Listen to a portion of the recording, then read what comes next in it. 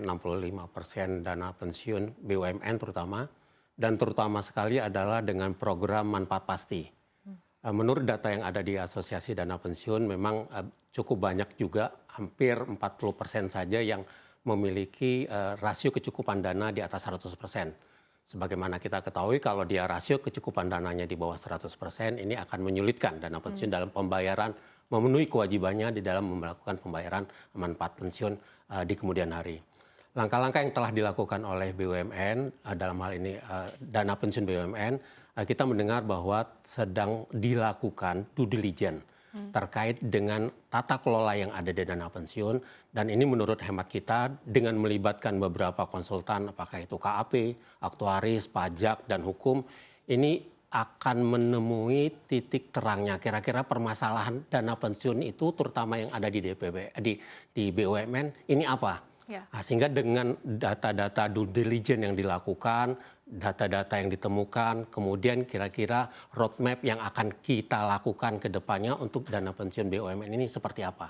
Jadi ini memang cukup bagus dan memang cukup beralasan juga kalau sekiranya bermasalah di sini dikelompokkan sebagai dana pensiun yang tidak mencukupin permodalan pendanaan di dalam memenuhi kewajibannya, di mana RKD-nya, rasio kecukupan dananya di bawah 100%. Oke, tadi terkait dengan RKD di bawah 100% begitu ya. Sebetulnya permasalahan utama terkait dengan hal ini apa sih? Apakah memang seperti yang disampaikan juga oleh Menteri BUMN Bapak Erick Thohir begitu, bahwa memang tata kelolanya masih kurang baik, artinya masih perlu dibutuhkan revitalisasi untuk tata kelola sendiri begitu. Anda melihatnya apa yang menjadi faktor utama terkait dengan hal ini?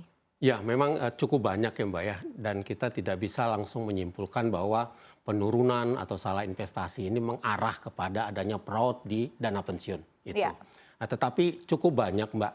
Pertamanya aja misalnya dari due diligence mungkin di sektor di aktuarianya, dengan meningkatnya usia harapan hidup para pensiunan, tentu yang tadinya mungkin di 65, sekarang di 70-an atau di atas 70, dibutuhkan dana-dana yang lebih untuk memenuhi dari rasio yang saat ini sudah ditentukan misalnya di bawah 70 tahun itu. Kemudian di lain sisi adanya dana pegawai yang masih aktif, mereka menerima kenaikan gaji, secara PHDP-nya juga naik. Ini setidak-tidaknya juga meningkatkan kewajiban daripada dana pensiun di dalam mempersiapkan kecukupan dananya.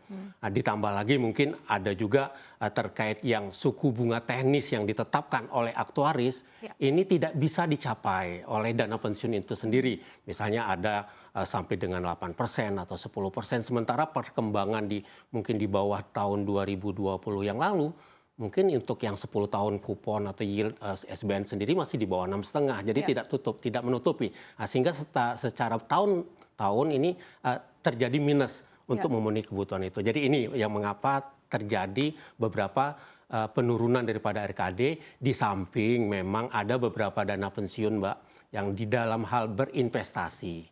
Tata kelola yang dilakukan ini mungkin di dalam pemilihan instrumennya atau penerapan manajemen risiko sebelum menentukan instrumen mana yang akan dipilih, ini mungkin kita rasa mungkin agak sedikit berkurang di situ. Oke, ini menarik kalau kita bedah begitu ya Pak, dari permasalahan ini gitu, karena di satu sisi ada faktor yang ketidaksengajaan, misalnya tadi disebutkan bahwa kesalahan dari segi investasi, tapi ada di satu sisi juga yang dari perencanaannya artinya kurang matang begitu.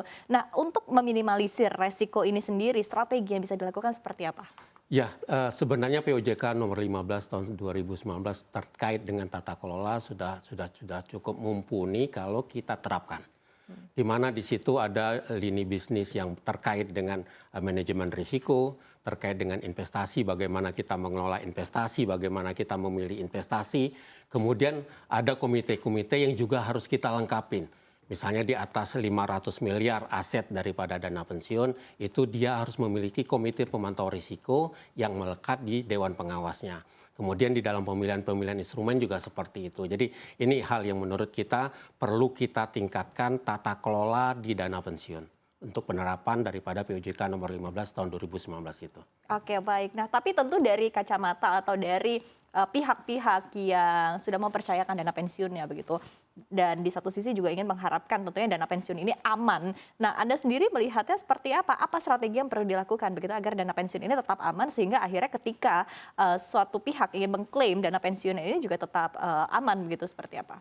Ya, dalam beberapa pertemuan baik dengan otoritas, Mbak, kita juga telah mendiskusikan permasalahan ini. Ternyata memang tidak hanya dana pensiun itu saja dalam hal tata kelolanya. Ada 3 pihak yang harus diperkuat. Yang pertama itu adalah di internal dana pensiun itu sendiri. Bagaimana kita mengelola tata kelola yang kita terapkan, investasi yang kita lakukan.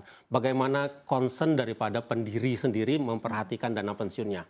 Kemudian yang kedua adalah beberapa pihak yang eksternal yang membantu kita dalam menegakkan tata kelola. Misalnya dari sisi konsultan aktuarisnya, dari sisi appraisalnya, bagaimana mereka melakukan penilaian-penilaian terhadap aset yang kita miliki. Juga tidak kalah pentingnya juga adalah kalau dia program iuran pasti, bagaimana tuh kinerja daripada asuransi, life insurance yang menyediakan anuitas bagi produk-produk yang dibutuhkan oleh para pensiun untuk selesai dia bekerja nanti. Kemudian yang tak kalah pentingnya juga Mbak, ini adalah penguatan dari sisi pengawasan OJK-nya sendiri. Ini bagaimana terkait itu. Jadi sebenarnya ada tiga lini yang harus kita sama-sama perkuat. Internal Dapen, kemudian pihak-pihak ketiga yang memberikan kontribusi untuk penguatan tata kelola Dapen, dan yang ketiga adalah tadi pengawasan dari OJK. Namun terlepas dari itu semua, untuk pengembangan selanjutnya malah kita berpikir bahwa keharmonisasi. Jadi harmonisasi antara pemangku kepentingan di dalam memajukan Dapen itu sendiri. Gitu.